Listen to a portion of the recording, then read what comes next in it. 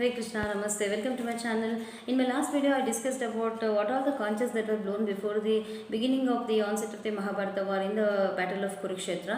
And next, after Bhishma, Krishna followed by Pandavas and also all the great warriors from the Pandavas side blew their own conches like Kashi Raja, Drupada, Abhimanyu, Drishtadyumna, Virat Raja, Satyaki and Draupadi's sons also blew their own conches. Nearly 18 conches were blown. Remember guys that number 18 is actually a symbol of victory, and Partha means this one. Arjuna not only has the divine guidance and support of Lord Krishna, but also on top of his chariot there is Lord Hanuman, that is Kapidvaja. Okay, Arjuna has got all the blessings of Lord Hanuman also. Okay, as Lord Hanuman helped Rama in fighting the demon, that is Ravana. In the same way here also the blessings of Lord Hanuman is with our Arjuna. The love of Shri Krishna for Arjuna, his devotee, is so immeasurable and so powerful that he became the charioteer for his devotee and gave all the support and the guidance to his devotee.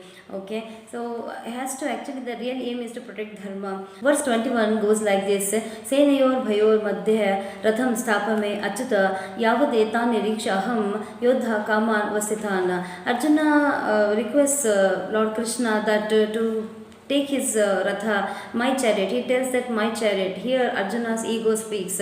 He tells that take my chariot, Achyuta, in the middle of both the armies. That is one side there is Dharma and other side there is Adharma. Okay, Arjuna himself is tossed between, the conflict is going to start.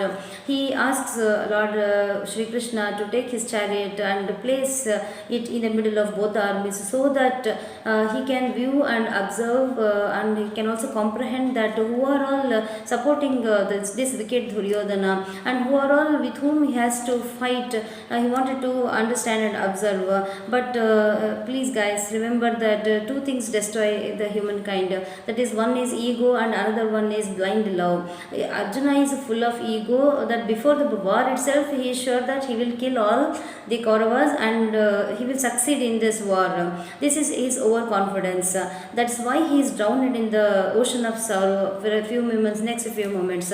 In Duryodhana's side and Dhritarashtra's side, it is actually a blind love of father towards his 100 sons. Okay, Arjuna has no fear. Arjuna is not afraid of any enemies.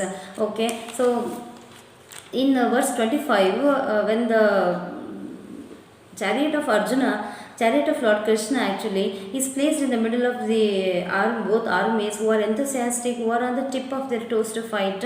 In verse 25, it goes like this: Bhishma Drona Pramukatah Sarvesham cha Mahikshitam Uvacha Partha Pashyetan Samavetan Kuruniti. Actually, self-realization happens in Arjuna, that moment where when surveys all the faces of Kauravas, he sees none other than his kith and kin, a great compassion. He is overwhelmed by the milk of human kindness towards his relatives, his blood relatives. They are all the soldiers and the death will come upon them. His heart melts imagining the situation. So he self-realizes that this war will be the source of his sorrow in the next. Even if he wins this war, it will become the source of sorrow. Okay, his heart overflows seeing Bhishma, Pitamaha, uncles, friends and sons like Abhimanyu, and on the Kaurava side also Shakuni, uncle's grandfather, grand old man of Kaurava army, that is Bhishma. Seeing all the acharyas, his arms and limbs starts trembling and he becomes mentally and physically imbalanced, and his Gandiva, his weapon, actually starts slipping away, getting out of hand.